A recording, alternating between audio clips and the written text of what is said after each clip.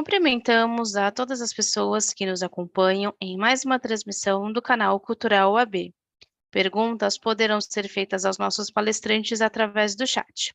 A palestra de hoje é promovida pela Comissão de Direito Constitucional, que falará sobre o tema, a investigação criminal no Estado Democrático de Direito. Temos a satisfação de receber a doutora Camila Pintarelli, que é procuradora do Estado de São Paulo e doutora em Direito pela PUC São Paulo. Doutora, uma boa noite, a palavra é da senhora. Muito boa noite a todos que nos acompanham nessa noite aqui de terça-feira, para acompanhar essa palestra que vai ser primorosa, a investigação criminal no Estado Democrático de Direito. Não poderíamos ter um tema mais atual para o momento que estamos vivendo, e hoje contamos aqui conosco para expor esse tema tão bacana, o doutor Moacir Martini de Araújo, delegado da Polícia Federal, um grande amigo nosso e que vai expor de forma primorosa esse tema tão bacana e tão necessário no momento atual. Para acompanhar conosco, mediar esse evento, teremos a honra de contar com a companhia e com o talento da doutora Flávia Camaruzano, professora catedrática lá da Unip, doutora em Direito e grande amiga nossa, sempre presente na nossa Comissão de Direito Constitucional. Esse evento hoje é um evento que está sendo promovido, amigos, pelo Núcleo de Novas Teses Jurídicas da Comissão de Direito Constitucional. Um núcleo novo e um núcleo que visa oxigenar o debate jurídico, trazendo teses atuais, inéditas e que podem auxiliar no nosso diálogo na construção de um Estado democrático de direito. Trata-se de uma frente nova aqui na nossa Comissão de Direito Constitucional, uma frente que foi aberta através da liderança do nosso querido presidente Fábio Santana, que não pôde estar aqui conosco nessa noite, mas deixa um grande abraço a todos e sabe da importância do debate dessa noite para a construção aqui do nosso direito constitucional. Então, sem mais delongas, eu vou passar a palavra para a nossa queridíssima Flávia Camaruzano, nossa querida professora, que vai dar continuidade aos debates de hoje. Oi, Flávia, seja bem-vinda. Boa noite a todos. Quero cumprimentar, primeiramente, os telespectadores que estão nos acompanhando aí pelo YouTube, cumprimentar o nosso presidente, Fábio Santana, pela brilhante condução dos trabalhos durante a sua presidência na comissão da OAB de Direito Constitucional, e que, de fato, ele tem desenvolvido os trabalhos aí na nossa comissão com brilhantismo, com uma conduta ímpar, né? E que eu tenho muito orgulho de fazer parte da comissão. Agradecer também a professora Camila, que está aqui conosco, grande amiga, procuradora do Estado de São Paulo, doutora em Direito pela PUC e idealizadora desse novo núcleo, né, que nós temos aí de novas teses jurídicas, que é um núcleo recentíssimo e que tem trazido grandes juristas do Brasil inteiro para discutir temas sobre o Estado Democrático de Direito. E hoje a gente conta com a presença do professor Moacir Martini de Araújo, um grande amigo meu, colega de Unip, professor e doutor, né, em Direito, autor de livros de Direito Penal, de vários artigos, e delegado federal aqui da Superintendência de São Paulo. Professor, seja muito bem-vindo. É um prazer recebê-lo aqui conosco e desejo uma boa palestra a todos. Professor, o senhor tem a palavra. Muito obrigado. Inicialmente, gostaria de agradecer, mais uma vez, a Ordem dos Advogados do Brasil, por meio da sua Comissão de Direito Constitucional, pelo convite. Sempre é muito gostoso estar aqui. É a primeira vez que eu venho por parte da Comissão de Direito Constitucional, mas já participei de outros eventos da Ordem, e a Ordem sempre muito atuante, né, principalmente nessa área. Isso é muito bom, difundir conhecimento. Queria cumprimentar a doutora Camila Pintarelli pelo convite, deixar meus cumprimentos ao doutor Fábio Santana, que não pôde estar presente, e agradecer a minha amiga, professora doutora Flávia Camaruzano, minha amiga de Labuta, né, de Unip, estimada colega, também lá na PUC, né, na Pontifícia Universidade Católica de São Paulo, e agradecer às pessoas que estão nos assistindo hoje. Espero que muitos alunos e ex-alunos estejam me assistindo hoje, porque eu chamei bastante gente e já sei que o público aqui geralmente já enche de gente, espero que enche ainda mais, tá certo? E vamos conversar de um assunto, como a professora mencionou, que está bem em voga, né, que é a questão da investigação criminal sob a ótica do Estado Democrático de Direito. Deixa eu só compartilhar a tela com os senhores. Tá ok? Tá. Muito bem. Vamos falar um pouquinho da investigação criminal no Estado Democrático de Direito. Provavelmente, principalmente com essa questão da polarização política que nós estamos tendo, muita gente acaba vendo a investigação criminal como uma coisa avessa ao Estado Democrático de Direito.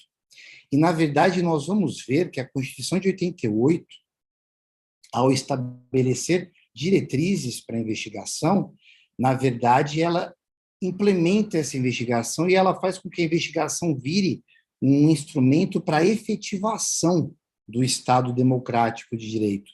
Mas antes de nós chegarmos lá, vamos falar um pouquinho do que seria uma investigação criminal. Investigação criminal vem do termo em latim investigatione, investigius actio, ação livre para o ato. Através da investigação, nós buscamos o quê? Primeiro, saber se houve crime, né? Sabendo que houve crime, como esse crime aconteceu, aonde ele aconteceu, de que forma ele aconteceu e, principalmente, quem o cometeu, né? A investigação criminal, ao contrário que muitos imaginam, muita gente, quando fala de investigação, pensa somente em direito. Mas a investigação criminal, ela é de ordem multidisciplinar. Ou seja, você não depende somente de matérias ligadas a direito. A dogmática jurídica penal é só uma parcela da investigação criminal. Quando eu estou diante de um evento para investigar, para verificar a ocorrência do crime, quem cometeu, de que forma cometeu, os investigadores, eles vão se valer de diversas ciências. Eu coloquei aqui alguns enfoques que são os principais, né? Quando eu falo dogmática penal, nós estamos falando justamente do direito penal e do direito processual penal, que é o que vai me dar a base. O direito penal, com os tipos que são previstos no ordenamento jurídico como ilícitos, né? E o direito processual penal, que vai me dar as regras que o investigador tem para poder realizar a investigação. Política de criminal, como o próprio nome diz, são políticas estabelecidas pelos tribunais, pelos núcleos de segurança pública que atuam na investigação. Por exemplo, um caso de estelionato. Os colegas advogados ou estudantes que estão me acompanhando sabem que, por exemplo, emitir cheque sem fundo é crime. Está lá no artigo 171, parágrafo 2º, inciso 6 do Código Penal. Agora, por que eu vou punir criminalmente, tirar os bons antecedentes de uma pessoa que emitiu cheque sem fundo, se ela paga esse cheque antes do recebimento da denúncia? As dificuldades econômicas que as pessoas passam no nosso país já não é de hoje, né? E todo mundo sabe, é notório. E muita gente tenta dar um jeitinho. Hoje não se usa mais tanto cheque, mas nos anos 90, início dos anos 2000, era normal. A pessoa dava um cheque pós-datado e tentava cobrir depois. Não no dolo, com a intenção de prejudicar a pessoa, mas tentando sobreviver, né? Na loucura que era, ainda mais antigamente, né? Momentos antes do Plano Real, principalmente.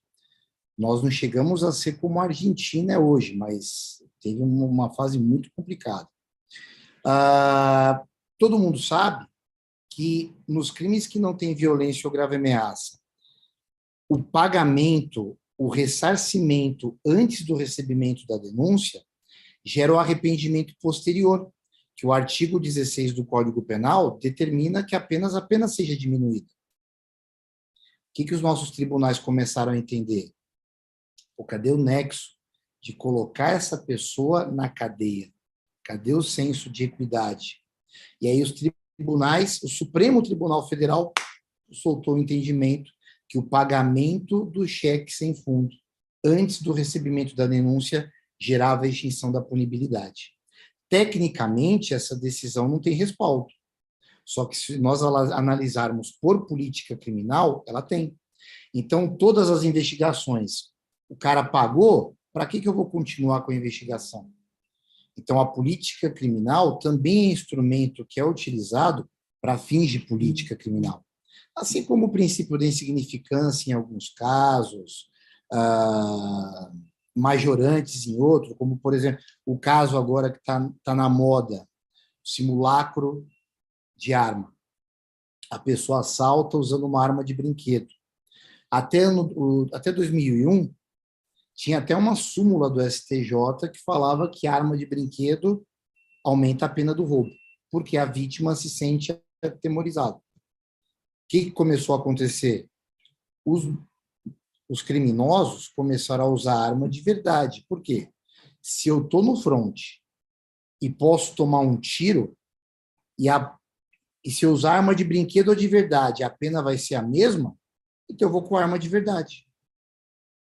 O que aconteceu? O número de latrocínios começou a aumentar. Então, o que começou a acontecer? O que o seu STJ fez? Cancelou a súmula e hoje já não se aplica mais. Então, a política criminal também é utilizada na investigação criminal. Percebem? Principalmente o princípio da insignificância. Nos inquéritos, agora não, porque eu estou na parte de diversos, mas quando eu estava em contrabando e descaminho, crime de descaminho, se não passasse de R$20 mil, uma única autuação, para que eu vou autuar esse sujeito se até a Procuradoria da Fazenda Nacional vai pedir o arquivamento da execução fiscal?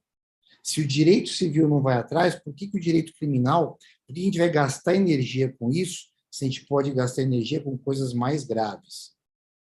Então, a política criminal também é utilizada na questão da investigação criminal. Criminalística nem se fala. Criminalística são as outras ciências fora o direito.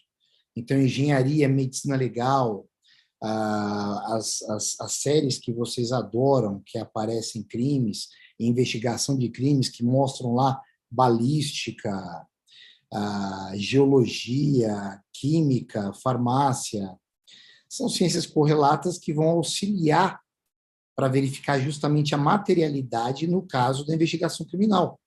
Eu sempre conto para os meus alunos uma das primeiras diligências que eu fiz. Eu tomei posse em Campo Grande, Mato Grosso do Sul, e a gente recebeu uma informação que ia passar um caminhão repleto de bonecos, bananas de pijama, e que teria droga nesse caminhão.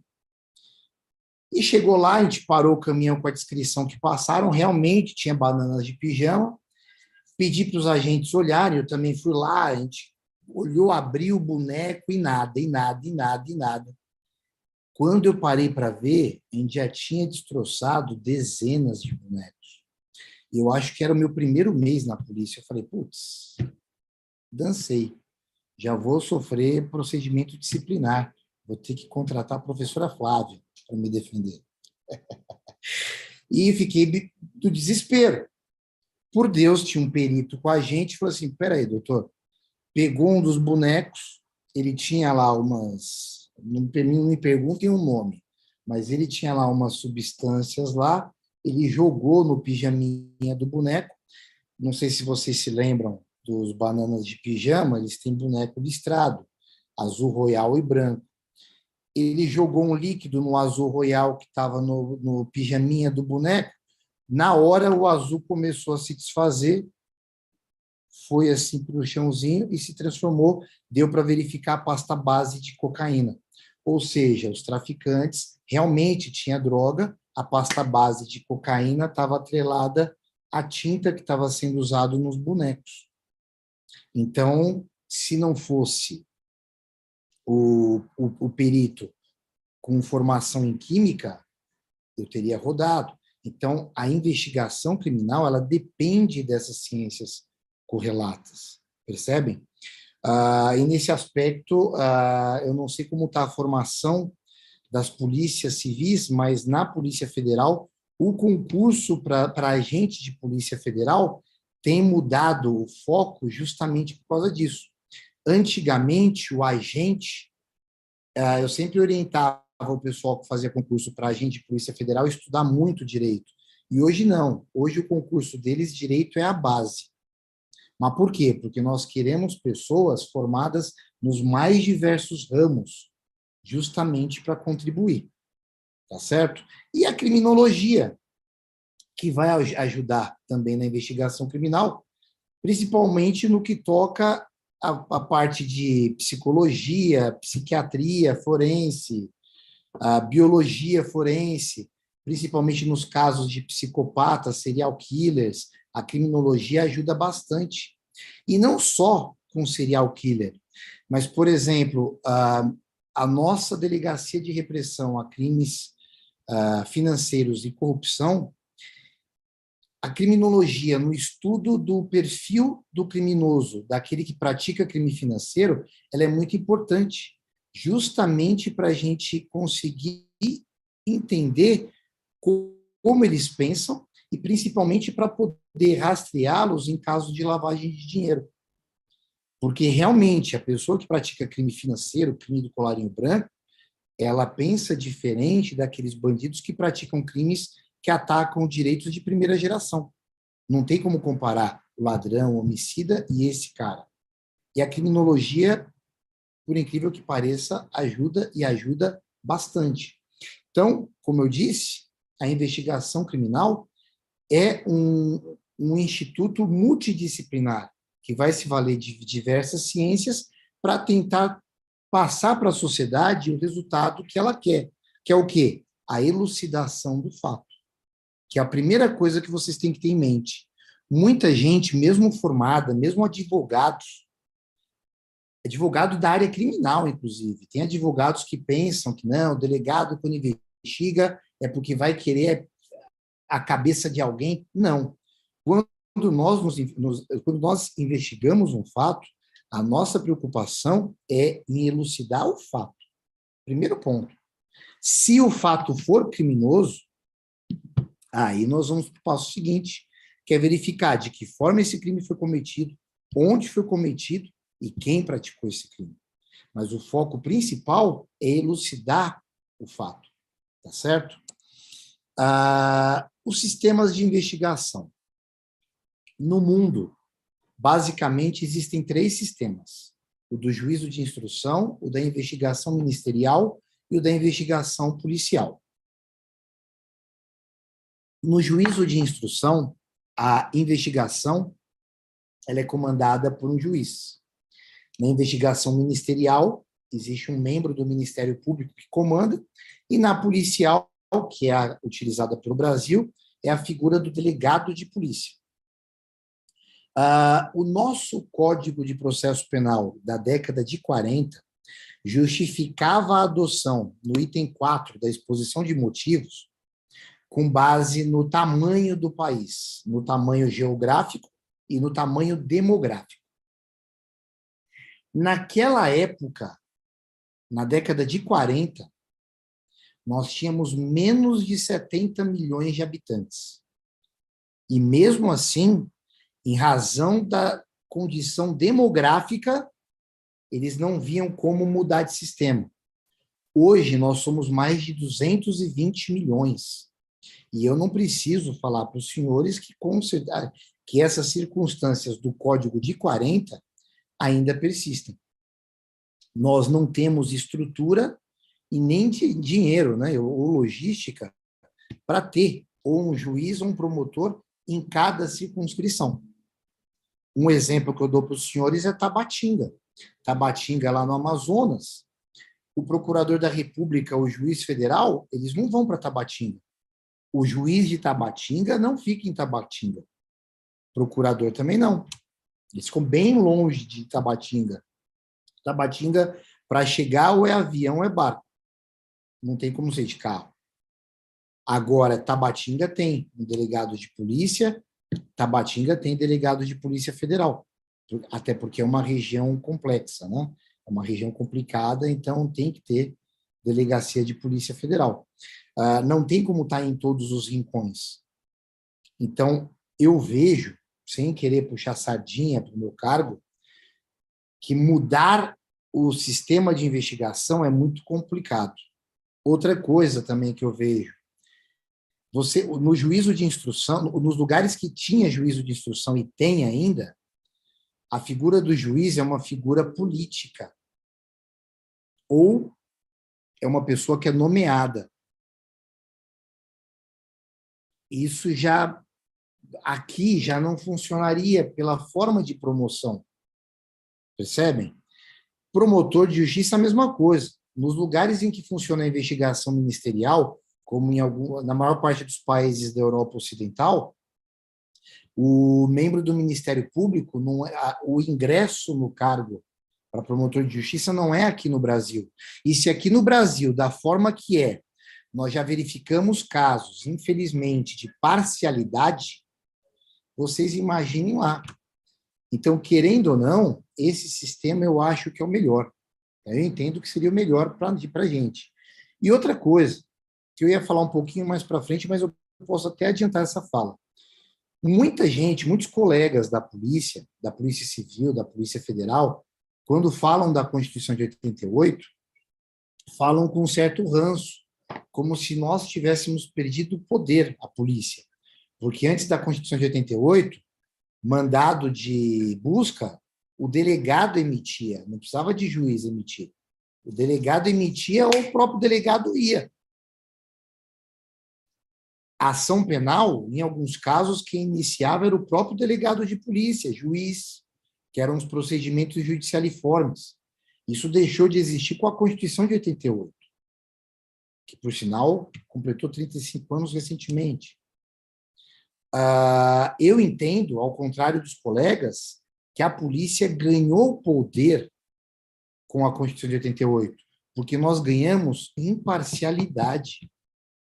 Nós não somos parte no processo penal, por isso que eu disse para vocês que a nossa intenção é investigar. Nós não somos parte. Tanto é que a gente não requer prisão, nós representamos por prisão. A minha tara, quando eu investigo, é elucidar o fato e relatar o quanto antes. Encerrar a investigação o mais rápido possível. Percebem? Nesse aspecto, eu acho que nós ganhamos muita legitimidade.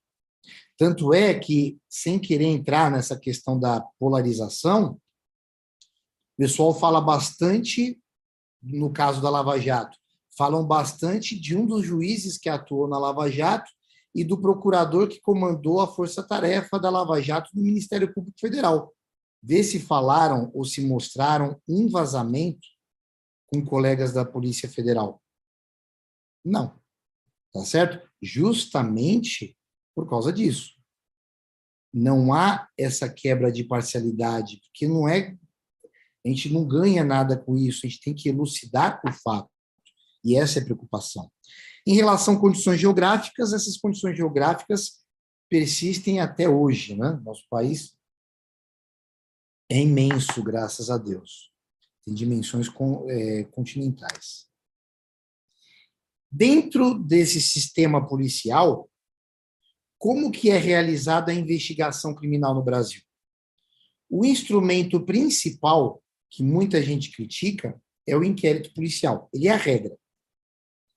A investigação criminal no Brasil ela é feita por inquérito policial. Ele é previsto no título 2 do Código de Processo Penal. Realmente, os dispositivos são muito ultrapassados, só que, se nós interpretarmos sistematicamente, não é o objeto da nossa palestra hoje, mas eu já provei por artigos, no meu livro também fala, na minha tese de doutorado, se vocês interpretarem sistematicamente a Constituição junto com o CPP, vocês conseguem utilizar fazer uma investigação criminal por meio de inquérito policial super moderno.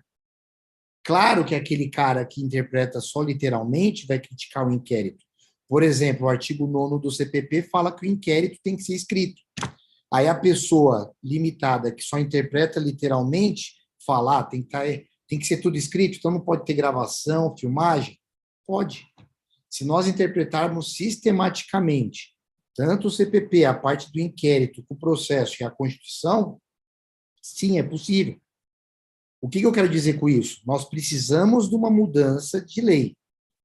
Faz tempo que nós clamamos por um novo Código de Processo Penal. Só que as narrativas que eu escuto falando para deixar de existir o inquérito policial, podem ver que quem critica o inquérito não dá a solução. Apontar o dedo e criticar, eu posso ficar aqui e criticar tudo e todos. E dar solução. Se vocês olharem os outros instrumentos de investigação que outros locais do mundo, Canadá e Estados Unidos, usam, é muito parecido com o inquérito policial. Não tem um nome inquérito policial, mas é bem parecido. Percebe? Fora o inquérito policial, que é a regra, em caso de infração de menor potencial ofensivo, nós usamos o termo circunstanciado, e lembrando, infração de menor potencial ofensivo são os crimes cuja pena máxima não exceda 2 anos, e as contravenções penais. Tendo autoria definida, é por termo circunstanciado. Por que eu digo isso? Porque, por exemplo, um crime de ameaça, que é uma infração de menor potencial ofensivo, se a pessoa recebe uma ligação com ameaça e não sabe quem está falando, como que eu vou lavrar um termo circunstanciado se eu não sei quem ameaçou? Aí, nesse caso, haverá necessidade de inquérito, tá certo? Mas, conhecendo a autoria, termo circunstanciado. E a verificação preliminar de informação, é a VPI, em casos que nós tomamos conhecimentos do fato, mas não dá para você instaurar inquérito policial de cara. Por exemplo, uma delação apócrifa, uma denúncia anônima. Hoje, todo mundo denuncia todo mundo. Hoje, todo mundo manda e-mail para a Polícia Federal. O empregado foi mandado embora, e chega lá e fala para a Polícia Federal, não me registrou, porque ele ficou sabendo que não registrar empregado é crime e denuncia. E às vezes é mentira. Ele faz aquilo, por quê? Porque, infelizmente, nós estamos ainda numa sociedade que, se uma viatura da polícia para na frente do estabelecimento, aquilo queima o filme. Todo mundo vai, por que a polícia estava lá? O cara é ladrão, o cara é traficante. Então, ele faz isso justamente para causar. Só que a Polícia Federal, a Polícia Civil, a Polícia Militar, ela tem mais coisa para fazer. Então, o que nós fazemos? Em caso de denúncia anônima, se não tiver um início de evidência, nós vamos fazer diligências preliminares para verificar a veracidade daquilo. Tendo indício de veracidade, instaura-se inquérito policial. Não tendo, arquiva-se. Ou, quando é um material imprestável, também se arquiva. Por exemplo, teve um caso de um policial militar que fez uma busca num cara, deu voz de prisão, chegou na polícia, não era caso de... Ele falou que o cara estava conversando com um sujeito sobre falsificação de nota, de dinheiro. Ele prendeu, deu voz de prisão para o moleque, sem ter nenhuma nota, e pegou o celular do cara e falou que viu tudo dentro da conversa do WhatsApp do cara. Ou seja, não pegou... Mesmo que fale que pegou autorização, esse moleque vai falar que não autorizou. Ou vai falar que foi intimidado a autorizar. Então, o negócio já começa com uma evidência ilícita, não tem como ir para frente.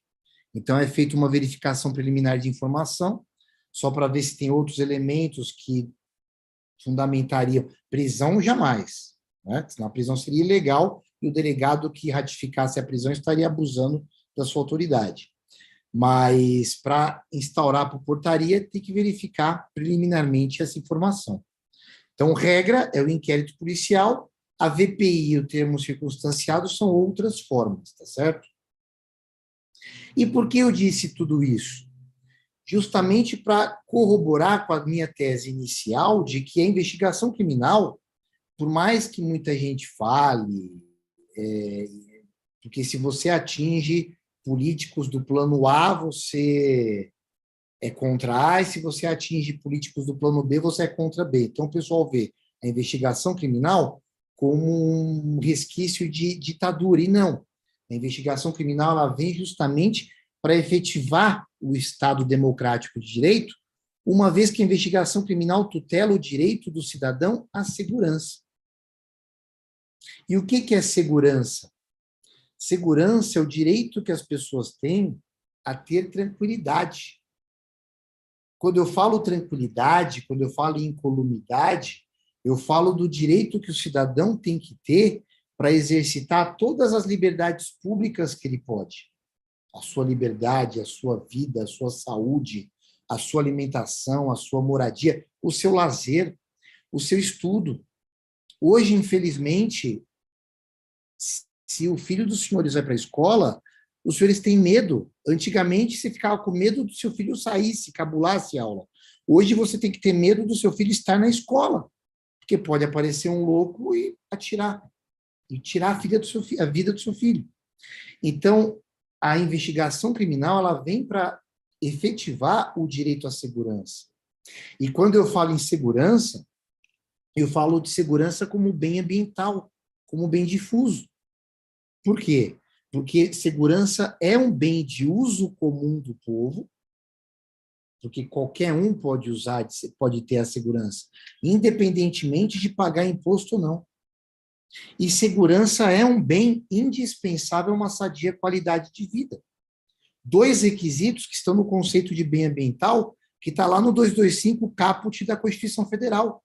Então, vejam, quando eu falo do Estado Democrático de Direito, quando eu falo da finalidade do Estado Democrático de Direito ser o bem de todos, o bem comum, e eu reflito nas normas aquele Estado Democrático de Direito, olha o 225 já trazendo uma coisa que norteia todos os bens legitimamente constituídos para a gente pela Constituição. E a segurança é um deles. Eu coloquei aqui no slide o termo que o professor Celso Antônio Pacheco Fiorilo gosta de usar, professor livre docente pela PUC de São Paulo, em Direito Ambiental. Ele fala de piso vital mínimo, que seria o quê? Todos os direitos sociais do artigo 6º combinados com o artigo 1º, inciso 3, que fala da dignidade da pessoa humana. Então, quando eu falo de segurança, não é simplesmente colocar um policial em cada quarteirão, ter uma delegacia aberta, mas um serviço de segurança pública bem prestado para o cidadão, que solucione o crime.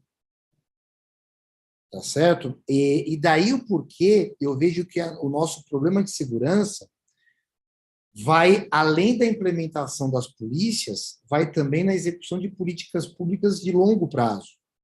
Por quê? Porque para melhorar essa investigação não é simplesmente contratar mais policiais. Se você não valorizar esses homens, não dar cursos, mudar a doutrina, justamente para que melhore, né, a prestação de serviços. Né? Eu não trouxe esse dado, trouxe outros dados. O site da Polícia Federal está desatualizado, mas de 100% dos casos que são encaminhados para a Polícia Federal, o índice de resolução de casos ultrapassa 85%. Ou seja, de 100 casos, mais de 85% são resolvidos. Isso tem que melhorar ainda mais. Mas se nós analisarmos uma instituição que não tem nem 15 mil homens, e um país com dimensões continentais como o Brasil, esse índice de resolução é grande. O índice de resolução aqui é maior do que qualquer polícia da América Latina.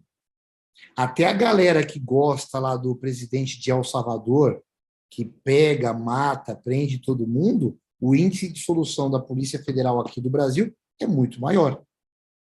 Tá certo? E nós temos várias polícias civis também que são famosas por solucionar casos, como a do Paraná, a do Rio Grande do Sul, a do Mato Grosso do Sul. O índice de solução de casos é muito grande. Aqui em São Paulo, nós ainda estamos tendo problemas, né? Tem problema principalmente na questão de homicídios. só parece que 10% ou menos de 15% de solução de casos. Mas são coisas que devem ser implementadas. É por isso que vão acabar com a polícia? Não. Não existe a figura do Batman. Acaba com a polícia. Se está desse jeito com polícia, imagine extirpando a polícia. Tá certo? Outro fator que demonstra o que eu estou falando. Quando eu estou investigando, eu estou preocupado em solucionar o caso, como eu disse para vocês. Então, seria buscar a verdade jurídica, a verdade dos fatos. Claro que obedecendo às regras do jogo. Por isso que eu não gosto desse termo, busca da verdade real. Eu gosto do termo que o professor Luiz Flávio Gomes sustentava, que é busca da verdade jurídica ou busca da verdade processual. Porque eu vou buscar a verdade, mas dentro das regras do processo penal. Por quê? Porque se eu fizer alguma coisa que extrapole essas regras, eu passo de protetor das liberdades públicas a violador das liberdades públicas. E eu sei que, num primeiro momento, todos nós, como quando vemos alguma cena de violência, a nossa primeira tendência, até pelo instinto, é querer, tem que matar, fazer acontecer. Mas não é assim. Imaginem que amanhã o investigado pode ser você. Então, é uma coisa de mão dupla. A investigação criminal ela tem essa mão dupla, porque ela tutela a dignidade da pessoa humana da sociedade, porque ela protege, descobrindo aqueles que praticam crimes contra a sociedade, tentando tirar dela, mas também atua na defesa da dignidade da pessoa humana do investigado. Daí o porquê a investigação é sigilosa, daí o porquê existem diversas restrições na investigação que não ocorrem no processo. Justamente para tutelar também a dignidade da pessoa. Não podemos esquecer, como último item aqui, que a investigação criminal ela serve como filtro processual. Não é todo caso que vai ser objeto de investigação que vai virar processo. Tem muito caso que vocês veem aí que é investigado, viu que não era nada, não tinha nada a ver, para que isso vai virar processo? Só vira processo se for crime, e sendo crime, descobrindo a autoria. Então, só para sedimentar o que eu falei, a investigação criminal no Brasil, ela atua em conformidade com o Estado Democrático de Direito. Ela é um instrumento de efetivação do direito à segurança. E, por conseguinte, né, ela vai refletir esse Estado democrático de direito. Eu trouxe aqui para vocês alguns dados. Esses dados, como eu disse, eu fui procurar na COGER, até na Corregedoria Geral, mas os dados ainda não foram atualizados, frutos das investigações da Polícia Federal. E desculpem se eu fui meio... Eu não trouxe coisas da Polícia Civil, a gente tinha que buscar de todos os estados também.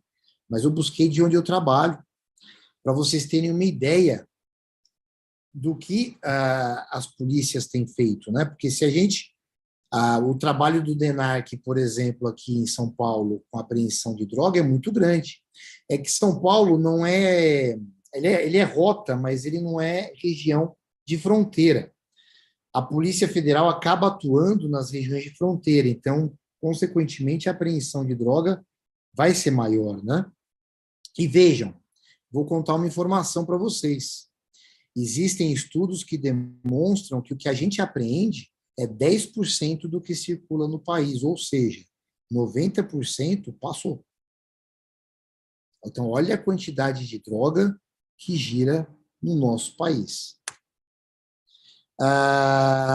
Hoje a Polícia Federal tem 79 anos, tá? Como eu disse, está desatualizado, mas os números estão girando mais ou menos na mesma proporção. Mais ou menos por ano é restituído entre apreensões, multa, etc., é restituído para a sociedade brasileira 43 bilhões de reais. Tá? Com dinheiro que é repatriado, etc., etc. Queria agradecer mais uma vez o convite. Era só esse recado que eu queria dar para os senhores. Desculpa ter sido mais conciso, mas eu acho que eu até extrapolei meu tempo, né, professor? Desculpa, extrapolei um pouquinho meu tempo, mas estou aberto aqui a perguntas. Eu coloquei aqui o QR Code, esse do Hotmart, se a professora Flávia me permite mexer, é dos meus livros de Direito Penal e de Direito Processual Penal. Quem quiser adquiri-los, o e-book, está sendo vendido pelo Hotmart. No meio, meu currículo Lattes. E quem quiser conversar comigo, tem aí meu Telegram e o Skype. E embaixo, meu e-mail. Muito obrigado. E eu me coloco à disposição dos senhores. Quero agradecer ao professor Moacir pela brilhante exposição, como sempre, muito claro, muito explícito ao trazer os dados, né? O professor Moacir não só traz os dados, como ele demonstra, né? Ele fundamenta. E eu quero cumprimentá-lo, porque foi muito boa a sua exposição, até pela questão que a gente enfrenta hoje, com relação a esse pré-julgamento, né? Em que o senhor tratou com relação à questão de investigação. Então, se a pessoa é investigada, a sociedade já considera ela culpada, né? Alguma coisa ela fez. E a maioria das pessoas não sabem, até por uma questão de falta de cultura jurídica, de que precisa haver um processo, né, judicial ou administrativo para apuração daquela situação, até que, então, se chegue uma decisão e verifica se ela é culpada ou não. Mas a sociedade já condena, né? Até por questão de imprensa, já conversamos em outras oportunidades que, muitas vezes, às vezes o próprio investigado sabe que está respondendo um processo porque é divulgado primeiro na imprensa, né? E depois ele fica sabendo, ou o advogado dele fica sabendo com relação à investigação. Então, é muito importante a gente frisar que o devido processo legal é a reafirmação do Estado Democrático de Direito, né? E uma outra questão que o professor levantou é a questão de investimento no servidor público, né? O servidor público, não dá para você ter agentes públicos capacitados sem dar capacitação para esses agentes públicos, né? E o serviço cada vez mais fica comprometido exatamente pela falta de investimento em servidor público, que a gente vê que o Estado, de fato, né, o Estado, o poder público de uma forma geral, não tem se preocupado tanto com isso. Nós temos treinamentos, temos aí, não dá para a gente generalizar, mas, via de regra, a gente tem essa deficiência, né? Então, professor, eu quero lhe agradecer imensamente, mais uma vez, de estar conosco. A casa está aberta para o senhor volte quando quiser, né? Quero agradecer mais uma vez a presença de todos. Tivemos aí um público recorde nessa noite. E cumprimentar os que ficaram até agora nos assistindo. Agradecer à professora Camila, que esteve conosco até agora há pouco, mas ela precisou se ausentar, e o presidente da Comissão de Direito Constitucional, o professor Fábio Santana, doutor Fábio Santana, que permitiu que esse projeto fosse idealizado e que a gente consiga aí desempenhar essas atividades. Então, professor Moacir, não temos perguntas ainda no chat, então, quem precisar fazer alguma pergunta para o professor Moacir, pode adicioná-los aí às redes sociais pelos... o senhor chegou a deixar no chat o... Saiu? Deixa eu copiar aqui, eu jogo lá no chat, deixa eu ver. É que eu acho que tem que ser o... martini@hotmail.com, ou tem o Telegram e o Skype também, que podem conversar comigo. Tá ótimo. Então, um abraço a todos. Professor, boa noite. E até o próximo. Estão todos convidados aí para participar dos próximos eventos. Boa noite para todo mundo e até a próxima. Boa noite, professor. Obrigado mais uma vez. Obrigado.